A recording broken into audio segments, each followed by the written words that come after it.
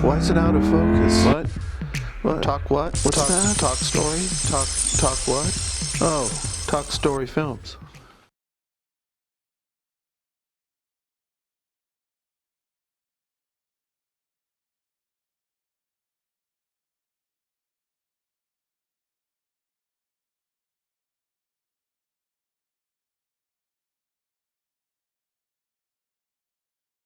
I mean, I would go to, Rhino or Vinyl Fetish here in Los Angeles, and they would have a lovely sort of zine section, and I mean, in those days it seemed like anything that you would pick up off the shelf, record, zine, anything would be potentially life-changing. What were some of the zines that you read? Nomag, Flipside, Slash, Another Room, Search and Destroy, Research. This is really rare. The first issue of Beyond the Pale. And I don't know, this kind of started. This was a zine that was put out. I have a bunch of object magazines, lots of object magazines. Well, there was no internet, and I'm sure a lot of the kids nowadays are like, wow, no internet. Yeah, there was no internet, which has a lot of ramifications. There was no PayPal. It wasn't that easy to get orders. You had to print a catalog and send it out, and the only way you knew who to send it out to was through zines. It was really exciting time. It was the early 80s when it was really burgeoning punk scene here. I enjoyed zines. I read a lot of them to keep up on the latest releases and try to know what the trends were. Well, I came across Op magazine. It was probably what started it, I suppose. And there were other magazines as well, Fact Sheet 5, that you could actually buy in record stores in Hollywood. And so I subscribed to them. They opened up a huge world of stuff, including things like finding out that there were other subscribers to Op magazine in Ventura, where I was living at the time, and I could go meet those people and do stuff with them. They sort of set up a world where I could then, I realized I could make cassettes and send them to these magazines, and people would say something about them, and then other people would write to me and order them. There was a lot of fanzines out at the time, and it wasn't always about the quality. We were looking for the information too, how to get connected to people. Reviews were a great thing because you can go through the review sections. These magazines would have pages and pages. Everybody was open to getting a tape of yours in exchange for theirs. And friends were made that way. And fanzines were really responsible for that because there was no other way. It wasn't like we had the internet then where we can just, Google people or go onto Facebook. You had to really search it out. And fanzines were the main tool for being able to find contacts and find kindred spirits. You give me hard on, you make me bold, you give me honey, so it goes. It was part of the communication, and there was a way to get reviewed, and even if it was only in a little little Xerox magazine that only 30 people were going to read, at least you kind of felt like you were just totally masturbating, that there was somebody out there paying attention. So it was a lot of fun. It was a real give and take kind of thing between all the musicians and the zines. It was total give and take, total hand in glove experience.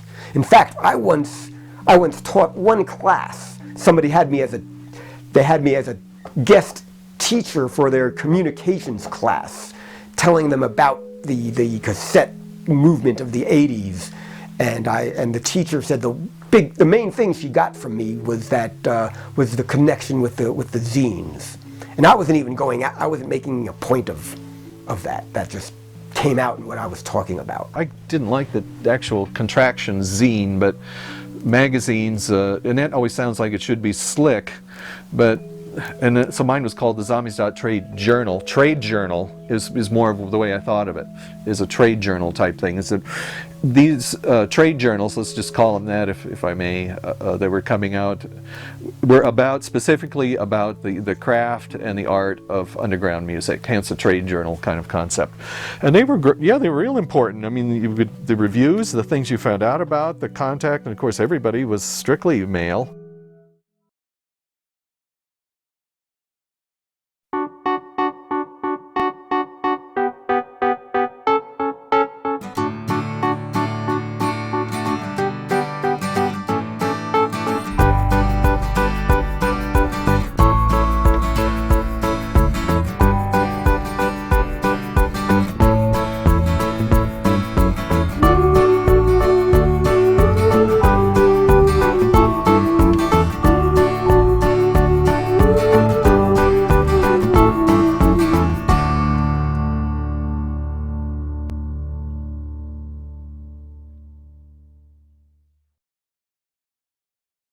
Both my brother and sister just turned me on to all kinds of things, and they're, of course, they're older. And I was listening to Top 40 WABC in New York, and then we didn't have television growing up, so I fooled around. I had an antenna, TV antenna, but yeah, I used it for radio, and I would just try to find any radio station anywhere in the world so I could hear different stations. And I was always into radio and music from just a very young age. My earliest memory of music is when I was a kid, and I had a radio in my room. I was really young, and I couldn't sleep, so I thought to myself, why don't I see what this radio can do to entertain me? So I went over and turned it on, let it warm up. It was a tube radio with an analog tuner, and started tuning it and listening. And you got all those great analog sounds in between the stations that kind of like theremin and everything. And then I eventually picked up some music, and it was Ghost Riders in the Sky. And I don't think I'd ever heard the song before, but it was about cowboys, and it was a spooky song about cowboys. And I never thought of having those two genres merge before.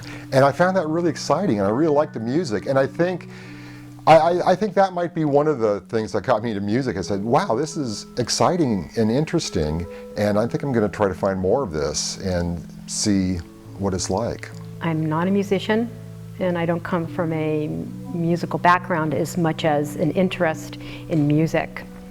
So at an early age, when I was still in high school, I used to get up very, very late at night and listen to college radio that would cover prog rock and ambience and experimental music, and I would sit there with my sister, and we would have a little pencil, and we would take notes, and then we would go down the next day, or when we could, to the local Tower Records that would have an international section, and we would try to buy albums, and then we would also go to lots of live shows. So I put a lot of time and energy, and I still put a lot of time and energy into taking notes, making lists, and following up with things. Our babysitter used to play us some sort of rock and roll fight songs and anti-war songs and this kind of thing. And my mother was an opera fanatic and a symphony fanatic, and so we were saturated as kids by symphonic music and opera every weekend. Started playing the clarinet just for around amusement, and then got a saxophone, started playing the saxophone for the same reason. Met some people, and they said, oh, all right, great, here, you got the saxophone, don't you want to be in our band? And it was the first time in my life that I realized, whoa, okay, I could just be in a band. That I had just played for myself in my own room or whatever. And then because of the punk scene in that era of sort of early 80s in San Francisco, I just got immersed into it and became addicted immediately, and was just in band after band. I was like 3 or 4 different bands, and then finally ended up playing and published in magazines and being involved with a lot of interviews, and learned a lot of different things about the music industry and culture that I hadn't known before. I've just been a fan of music, mostly rock music, since I was 5 or 6 years old in the late 1960s, listening to the radio. And as far as getting more actively involved as a writer, in college I had a radio show. I think you'll find this with many people who got involved with music as far as being in underground bands, but also being writers and running record labels, being producers. I didn't have any sort of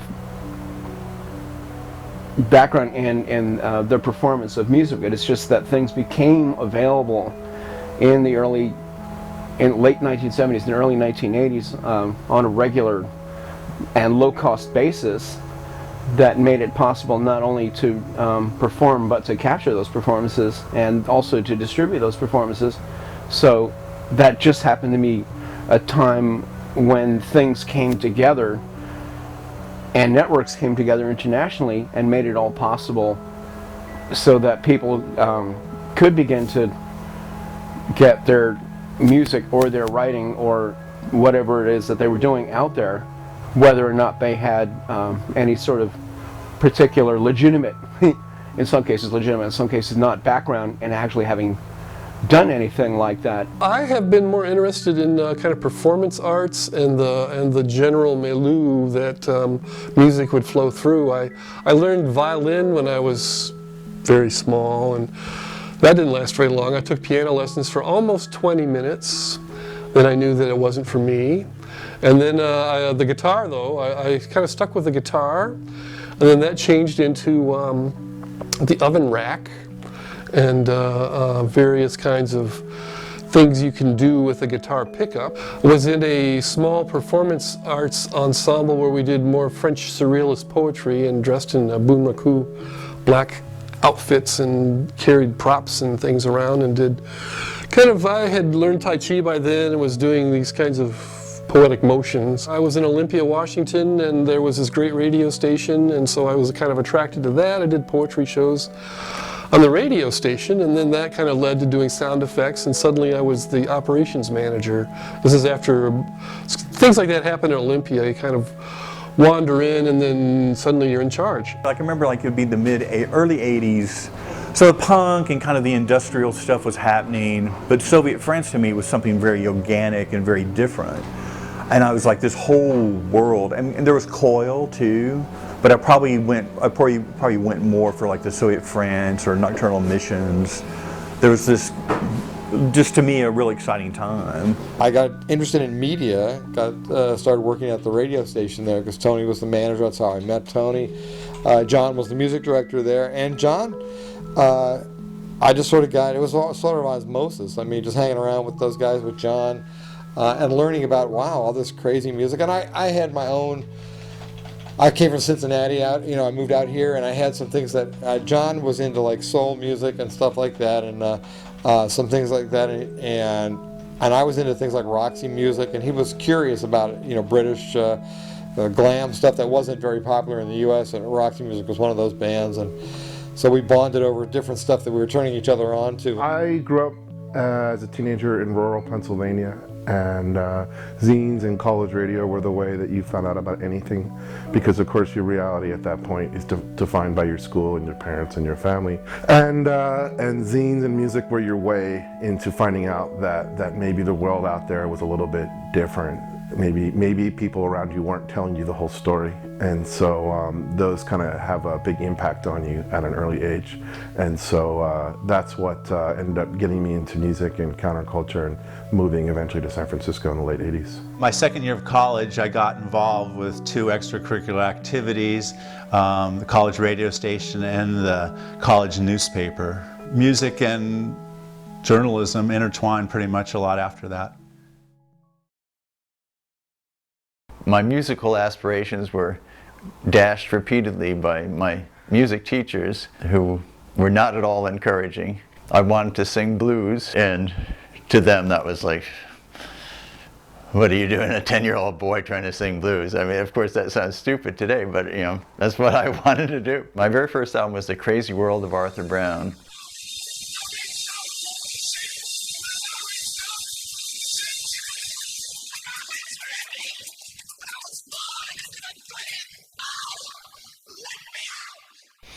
And then I had another album, another cutout album called something like Southern Prison Blues, recorded by these guys in Angola. I just loved that album to death. I wanted to sing like that, and I didn't have any of that experience, but that was just, it grabbed me. And growing up in an all-white town, just something about black music in general really got to me.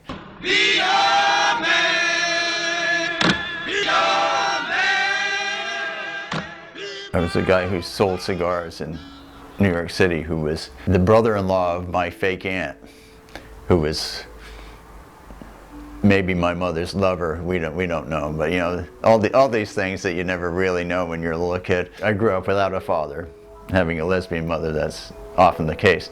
So she would ship me off to this guy's house in New Rochelle. He was radical and politically, and he's also very interested in African masks and the Black Panthers, and we would listen to WBAI on the radio, which was Pacifica station, and which in the mid-60s they would run entire Stokely Carmichael speeches and things like that. So it was very interesting to me. Plus he had eclectic taste in music in terms of he collected music from around the world that I would never have been exposed to. This issue of the magazine is very rare because we had we went and picked them up at Quinn. I had them in the back of my pickup truck, and then we were going to go distribute them. So I had them in my truck. We went out to go get them, and they were all gone. Someone had taken them all out of the back of my truck. First, I did visual art, and then that grew into the Mutants. And then through that, while I was in the Mutants, we were in Los Angeles, and I saw a magazine there called Stuff Magazine, and that was a free magazine, and what it was people would buy full-page ads for $50, and you could, have a full-page ad, and it was distributed for free. And I saw that magazine and I thought, hey, I'll steal this idea and do it up in Northern California. So I got together with Lucy Childs and we started another room. The concept was sell a full page ad for $50 and we'll distribute it, and it's a good way to advertise. But we also realized that it would be good for artists, that visual artists, that maybe not buy an ad, but buy some space to get their art published. And that's how another room grew. And then we had money. We found out that we would have money left over, and then we started. We said, well, let's buy some pages ourselves, and we can put articles in them. And so we started doing articles.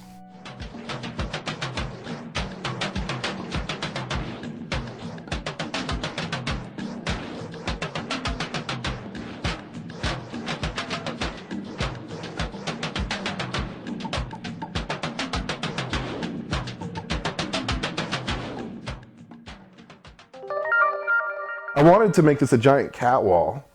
That was my original goal, but it was competing with getting the store open. So I had to stop my dreams of an interactive cat play wall. I was going to build tunnels in it, and I wanted people to bring their cats, but no one's brought their cat in the 4.5 years I've been open. So, in fact, I think it's a good idea no one's brought their cat. I think it'd be a terrible place for a cat. This is Goat Blood. This is a vintage zine store here in San Francisco.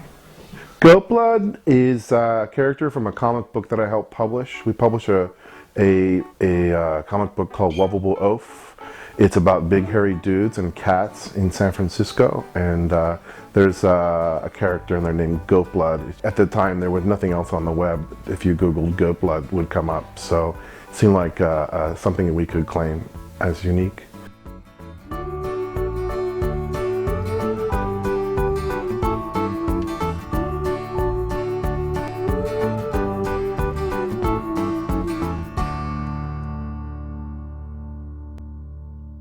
In the last decade, more than a couple people in my perimeter have been getting rid of zines, large collections of zines, and I would intervene and say, you can't throw those away. You just can't. And their response would be, I can't sell them. Nobody wants to buy these. And so I said, I'll just give you money. So I just started accumulating massive amounts of zines, and then had this idea then that maybe I would create a vintage zine store. It's like one of those crazy middle of the night ideas, kind of like a theme restaurant or other bad business ideas.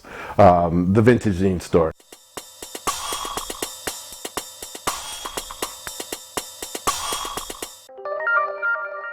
It's open on weekends only. It's word of mouth. We have a really shitty website. We don't do anything online. It's all analog. It's just run. You come in on a Saturday, I close on a Sunday, and cash only. And you just simply have to look for stuff. We don't make it easy for you. You actually have to look for stuff. So in that sense, it's sort of a keeping true to the spirit a bit. We don't put everything in a database. It's not available in a shopping cart. It's not easy. But it's probably a lot easier to find a zine here today than it was back when these were available. It's not like you could freely browse hundreds or thousands of zines at a time. You really had to work back then. You get them one at a time. Whereas here, they're all sitting here for you. Just kind of flying by the seat of my pants is more fun than making everything, super marketable. And in this neighborhood, in San Francisco and in the Mission, everything has become so annoyingly sanitized. Everything's so clean and orderly, and I just feel a duty to be dirty and disarray and like an old bookstore or record store, those things which are rapidly becoming extinct. So I need to keep that tradition alive. We don't care if you buy anything, so if you just want to sit and read all day, we're happy to indulge you. We have certain collection stuff, not even for sale, that's sitting in boxes that we'll let you go through, and just, you want to spend 5 hours on a Saturday reading zines about whatever, you're welcome to. The closest thing I had ever come to seeing a zine was Eye of Stone's Weekly, which was a little political pamphlet that came out that my mother got, which I thought was pretty cool because it was obviously non-mainstream, and otherwise all I saw was, you know, like Newsweek or something, until I went to college. I went to the Evergreen State College here in Olympia. I was working at Chaos at Evergreen, learning about all the different types of music that I didn't know about, realizing that there were specific magazines that covered those, but there was no interdisciplinary magazine that covered all the different independently produced records, cassettes, fanzines, all the community-based radio stations around the country. This was a time when not just colleges, but also a number of small communities were starting their own radio stations. So yeah, I took it all in, and I started writing to everyone, and all the record labels, all the magazines, trying to gather information, because I was just, you know, an information sponge, like so many young people are. I was working like hell, constantly putting all this stuff together and compiling it, and in the pre-internet era, putting it out there and doing the networking, which is where the whole idea of the Lost Music Network came about. And then I started doing the program guide for Chaos at the time, and then I said, well, let's do a little music supplement, which I called OP, or we called it OP, but it came out of my interest in Lost Music Network. It was my idea, well, this sounds great, LMN, OP.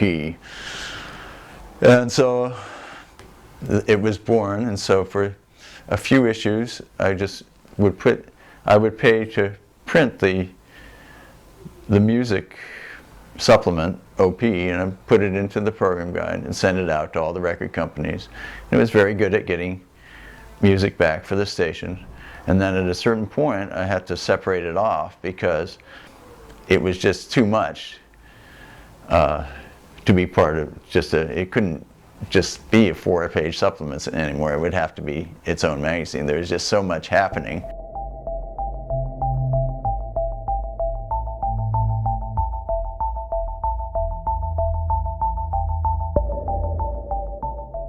At one point, and this was pure serendipity, you know, we were in the process of doing the magazine, and we had pretty much were focused at that time mainly on vinyl, you know, singles and 12-inch vinyl.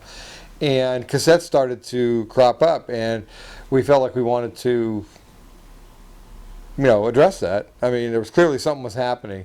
And I mean, it's easy, in hindsight, it's easy to see what that was, but at the time I was like, wow, there's something going on here. So we should do a cassette column, you know, and all that. And at the time I was selling the advertising for the magazine, and I volunteered to write the column, but I came up with a pen name to do it because I didn't want people to, I just didn't want to muddy that up, that I was also calling people up and occasionally asking them if they wanted to buy ads in the magazine. And it wasn't much in the way of criticism we were doing. It was mainly just listings. Just, you know, I mean, I just tried to describe the things for people, and, you know, and give them the ability to contact each other, you know. And so it was, you know, there wasn't really much of a conflict of interest. I just thought it would be confusing, and it would make people feel uncomfortable because I was also selling the ads. One of my very favorite comic artists from long ago is a guy whose real name was Graham Ingalls. He signed his work. He worked for EC, the horror comics in the 50s, and the same publishers that did Mad Magazine later, you know, and that's because the horror comics got sort of run out of town.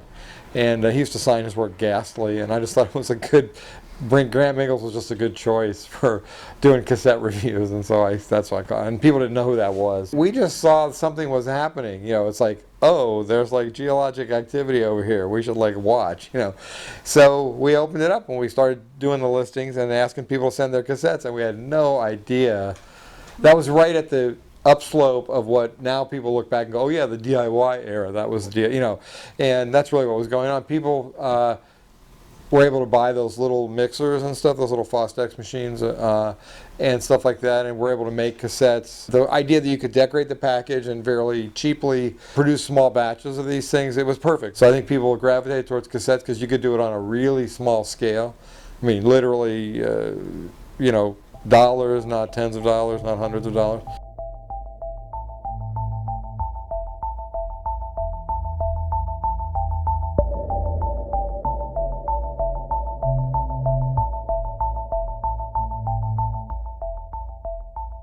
We started with an A to Z project for OP.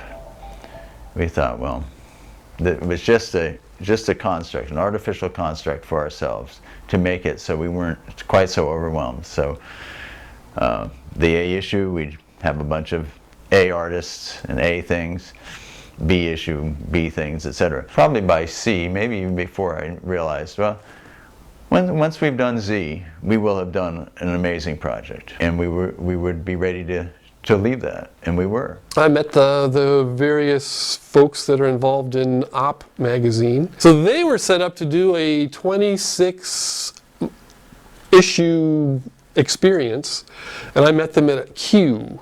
It seemed like it went from one or two things to suddenly everybody's doing it. You know, then everybody you know has a cassette they made, and they have a little magazine that they've been working on. We were hopeful that someone would carry it on. So somewhere around, I don't know, don't even know what issue, the T or the V or something. We had a conference, Lost Music Network conference here in Olympia, where we basically asked people who came to the conference if they wanted to carry it on in some fashion. I said, well, it can't be OP because that's been done. You'll have to come up with your own thing, but we'll give you the mailing list and subscriber info and all that, and you can do whatever you want.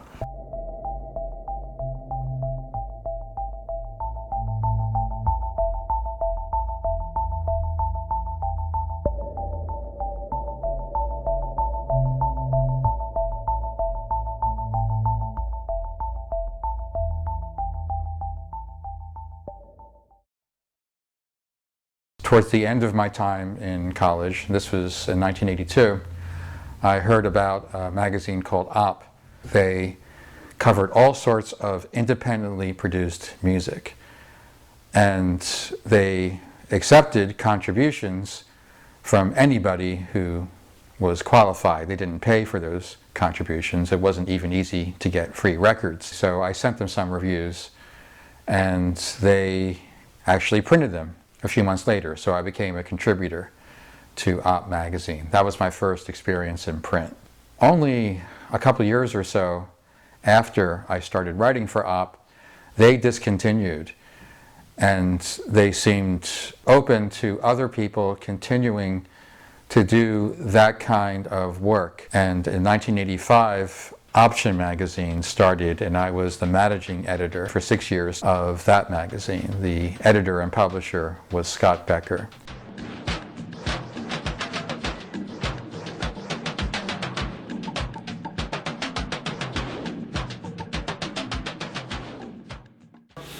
Shoot, here, let's see. Gene Chadbourne, one of the great. Gene Chadbourne, a classic example of someone who's like a genius or a great guitar player that lots of people would like, but relatively few people know him. To Timothy Leary, that was the one where it's sort of getting more. That I don't know. Just had it. We had it. Someone had an interview, a friend of mine, with Timothy Leary. So why not? And then actually, this wasn't my photo, but I did do the like. I guess this was primitive computer Photoshop. This was one of the first times I used Photoshop. I photoshopped Timothy Leary's picture, because we just had a picture of it. Oh, that's one of the things I wanted to say. The design of all this. People one time like said, "Oh, I really liked your cool punk like style that you used to do," and I was going like, I didn't have. This was just the nature of the technology, and that you were actually using razor blades to cut up things. X-Acto knives. X-Acto knives. It gave it this like razor blade punk look. And I actually, sadly enough, tried to like make these like I don't know, different things. There was a combination I wanted to sell it because these did go on the newspaper rack, on magazine racks. So I wanted something, and then I don't know. But in some sense, I look at each one of these. Each one, they're a little bit different, but they're almost like art. This is sort of mail art. This is mail art disguised as like a magazine, you know. But that one, I have to say, the G.G. Allen. I did a tour, did stuff with Psychic TV, radio station contact addresses. Back then, if you wanted to like find out radio stations, you couldn't just get the addresses. It was radical for us to publish the addresses. Like that wasn't done. Some people didn't like that. Part of Sound Choice was to give publicity to artists who were doing stuff that just wasn't going to be picked up by the mainstream, you know, more or less, because it wasn't part of the system. And that time, the radio stations, the commercial radio stations, and to some extent the college radio stations, and magazines, they were all like part of this big record industry. They all like fed off each other, and they promoted just certain small, minute amount of bands. And for us who like got us like a look out underneath the tent, you see there's this whole other world of music. So indie started as a vehicle for contacts to meet other cassette artists or musicians, bands, and then when I moved to Austin, I think it was like 81, 82, and Kurt Krin was a filmmaker. Viennese Actionism. He had done a show in Houston that a friend said, "Oh, you should go see this." And I was blown away. Like, he showed all his action films and structural films. And then he moved to Austin, and I thought, I'll have to do an interview with this guy. And that kind of started Indie Magazine. One contact would lead to another, and that became kind of, and the magazine was a way to document that. Zines were important because that was your only way to find out about stuff or see photos, and most of them always had addresses. So you'd read like a little blurb about an artist, and I was like, oh, this guy's in Czechoslovakia, I should write him. And that was your only tool.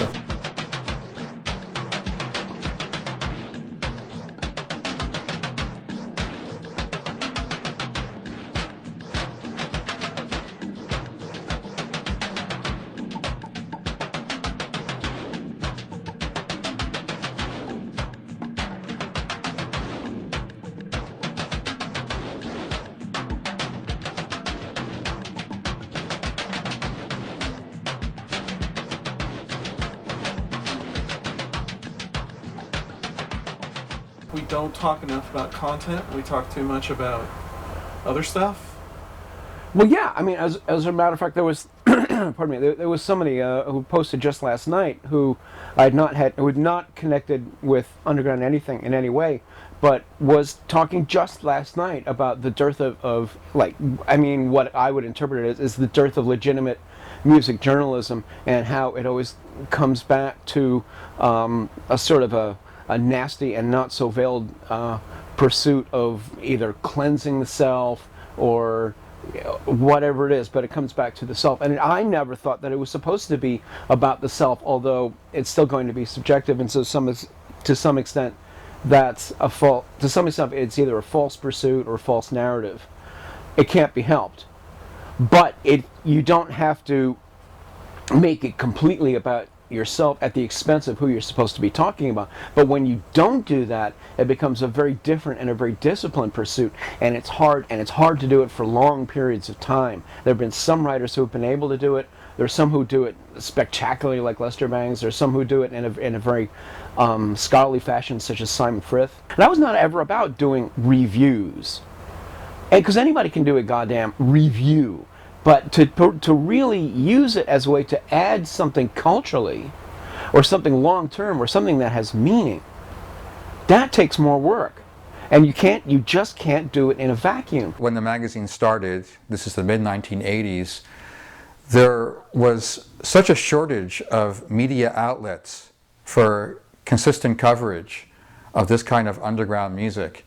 It's kind of odd when you think back on it. There were at least dozens and maybe hundreds of college and university and public radio stations where you could hear the music.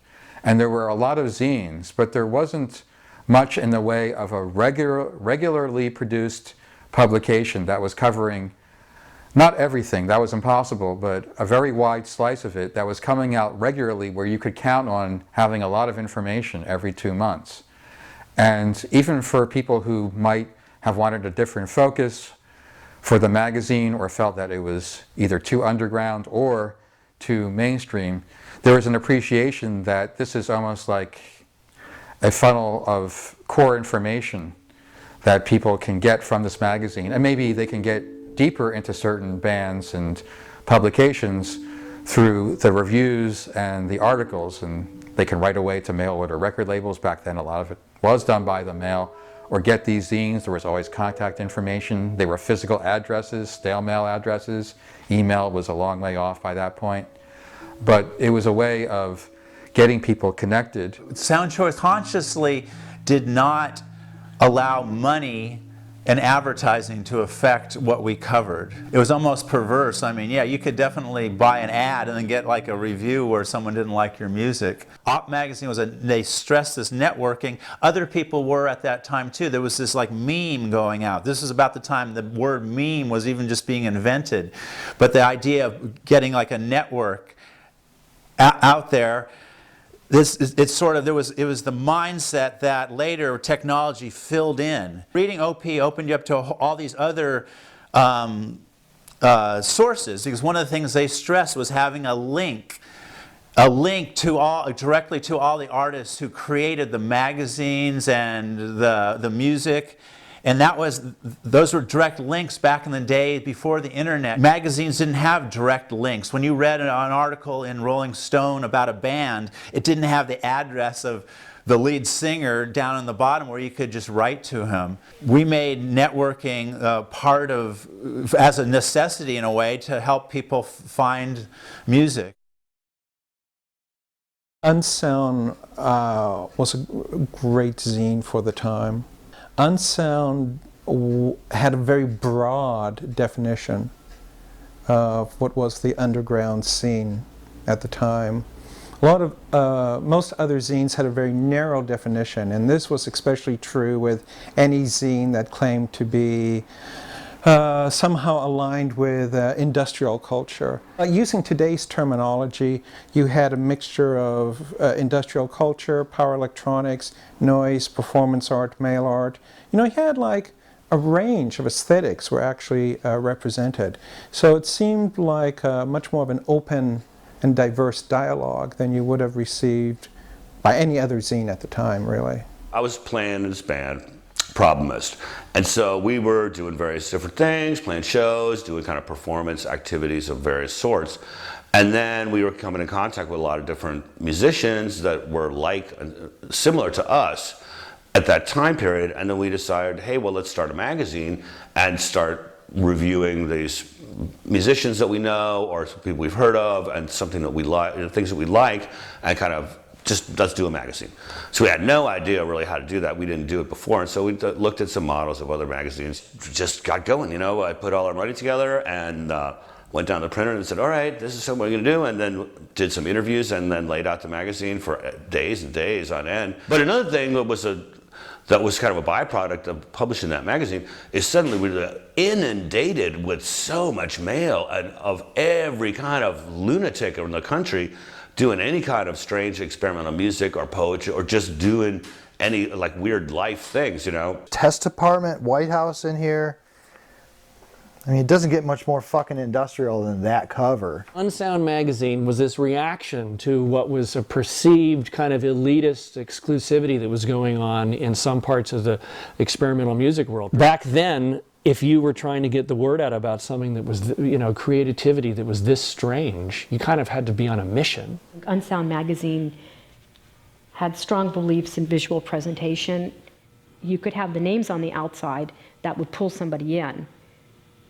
And that's where you would have all of your visuals of the bands and what kind of performance work they were doing, or filmmakers or writers.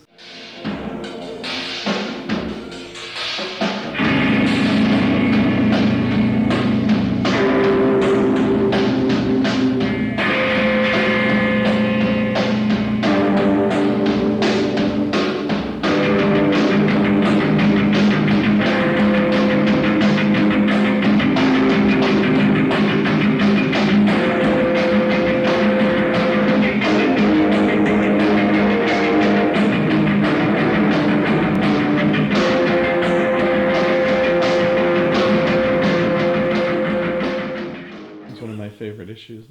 Oh, really? Yeah, it's yeah, a great issue. Yeah, it's a cool issue. The way Really that good. it Oh, really it has gels. the subgenius. The guy that's, remember the subgenius? Oh, yeah. He's kind of like the Obey of our time.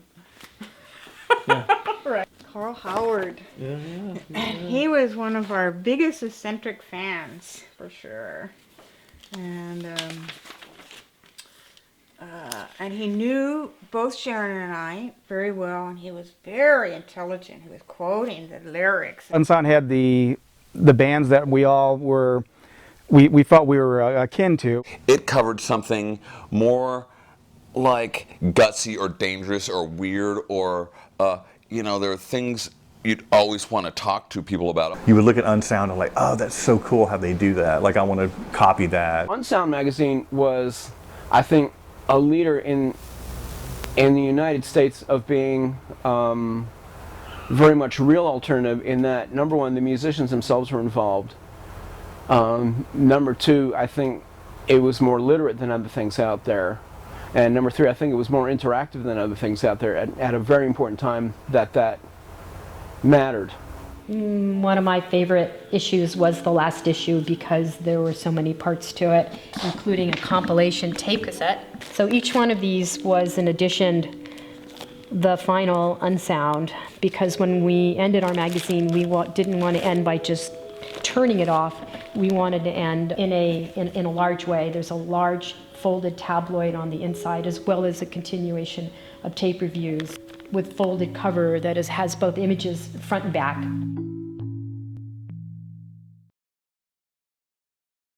Sort of relate to like the Wizard of Oz. I was this person behind this curtain, and people. I tried to make the magazine in a way more representative beyond me, but people would read into things. It's sort of like a mirror. That just the fact that we had advertisements in it to some people meant that we were like a big corporate magazine, and I sort of tried to make the magazine look more established than it was. It was mostly like me as the hub for all these people. I felt akin to everybody who was doing it, this DIY thing, regardless of what it was they were into. So that's where I guess the DIY was something that maybe was in like our heart there at that time for something, because any person that I saw that was taking the effort and doing this creativity was sort of like akin, and that the star-making machinery, that wasn't what Sound Choice was about. That the magazine wasn't to promote like people into stars. It was like, hey, all these people are creative, and that the star-making machinery, that wasn't what Sound Choice was about. In 1985, I was a big fan of H.P. Lovecraft. Actually, it was my friend Graham Ingalls kind of had a good collection of that stuff. So he had the Cthulhu, and I think that's part of the guy's H.P. Lovecraft's intention. Who knows how it's supposed to be pronounced? It's unpronounceable. So it just became natural. Okay, well, I'm going to call mine Cassette Mythos because it's dark. That was kind of something that was important to me. So the Cassette Mythos, a friend of mine just kind of suggested, why don't you write a book? And so we were kicking around names, and I had just finished working on the Cthulhu Mythos. So I thought, well, it starts with a C. Let's try that. And then this picture that the Crawling with Tarts artist Sue's made that, and that clinched it. So that I've been writing about a very wide spectrum of music for 30 years, and it has very seldom been what's been selling a lot of copies, whether it's been contemporary music or historical music. And especially since I've started doing books over the last 15 years or so, I get a great deal of correspondence saying, I really appreciate your having turned me on to this, or even having written about it in this style where a lot of what I know about this is just a list in a discography or people uncritically raving about it. They really appreciate it on a constant level, even things that I've written quite a while ago. They might have only appeared on the internet. There have been a lot of readers who have gone to the trouble of letting me know that I've helped them find some stuff that's really enriched their lives. And some of it's been very surprising as far as hearing from people years after I did something. And I hear from people at the time I'm doing things, and I also do teaching and a lot of events now. I get a lot more direct feedback. And people love seeing and hearing rare material, both that they're kind of familiar with, but also that they're unfamiliar with. I think when I would do indie, there'd be friends that would help out, but it'd be like, get off work, and I used to work like late shift, so I'd get up home like at 1 in the morning, make a pot of coffee, go through all the mail, and then play records, and you just lay it on your floor. And back then, too, I'm trying to remember the process. Like I had, when it first started, it was hand typed. When we finally got a Macintosh, that was just like, oh my God, what a lifesaver, you know. Getting mail for me was the way I started my day. And if I could tell I was addicted to it, because there would be a day here and there where the mailman forgot to come or something, and I always got mail, so I would kind of freak out a bit, like I couldn't start my day. And I look back to that now, because like you have email, and it's like, oh, I don't want to check my email. But mail for me was the lifeblood, and I would, you know, you kind of measured how, you know, if you got a big tub of mail some days, that was awesome. This store has been around. Me and Blake founded Innoveneer, I think it's 9 years ago. The name of the store, Innoveneer, came from Robert Wyatt's first solo record. The experimental thing has always been big, composers, world, kind of having stuff that's outside that you wouldn't find, like if you think a record store, it wouldn't be in your typical record store. There's a lot of tapes there and records, and then here we've got tapes and tapes. Got the idea, well, why not do the public hearings?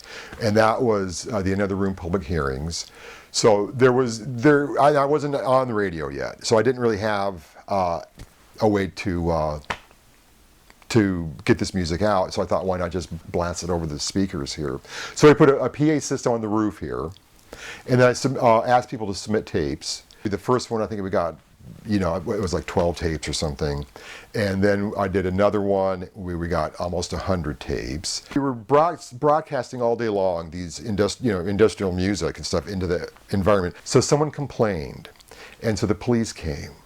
But the metal scrapyard across the street was so loud, making so much noise, that we couldn't talk. We couldn't hear each other. So they had to come in to talk to us, to tell us to stop broadcasting stuff off the PA. Doing alternative music and media is a political statement. This is where I got in trouble. It's not the revolution. You ask people who are actually the survivors of real revolutions, and you know whether what they're doing is comparable, and they will laugh at you in your fucking face. You haven't actually caused any sort of a legitimate revolution that empowered actual people so that they're not under the thumb of government stealing your rights, or stealing your air to breathe, or putting cyanide or mercury in your water. That, you know, that's what a real revolution is. Isn't it a statement in terms of it being non-consumerist? Yes, it is a statement in terms of not being non-consumerist, but it's what you do with it. Now, what they're doing right is that they are networking. They're doing it one at a time, and they're networking, and that makes it political, but also semantically the difference between a politic and an impolitic statement. That an impolitic statement is one that is negative, that is or injurious. That's an impolitic statement. the sort that doesn't need to be made. There's a politics statement which moves things forward. Is that political? Yes. But those things are separate. We have to judge them. You know, there's a semantic root, but we have to judge that. Is it actual politics in the level of, like, let's say, you know, conservative politics, or let's say, you know, liberal or beyond that, green politics? No, probably not. And the difference is that on the day-to-day, on the street level, on the empowerment level, will it take anyone out of poverty? No. Will it make it possible for someone in the next couple of years to have greater access to social media, for example, or make it possible for someone else to be liberated artistically? Yes. So there are some differences, and those are important differences. It's not that everyone needs to know that or to be thinking about that in the back of their head. That might actually slow them down. But are there differences? Yes.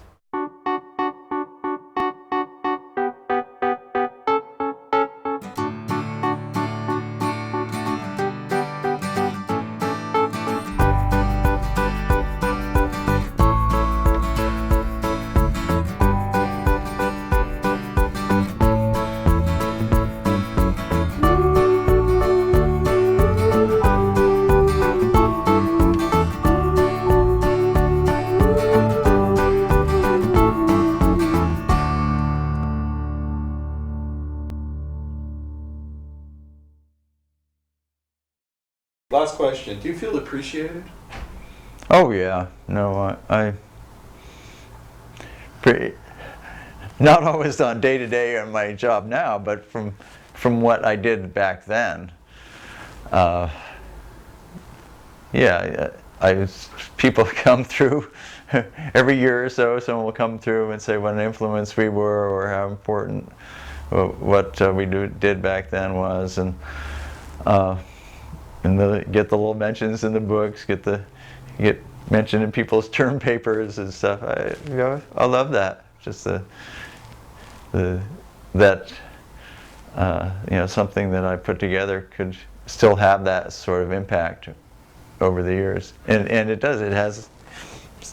There are times when it has a little resurgence, and then it goes out of style again, and they come back again. And I love that. It's fascinating, isn't it? It's like it is. Like in, out kind of thing, yeah. Yeah, I find with Unsound the same thing.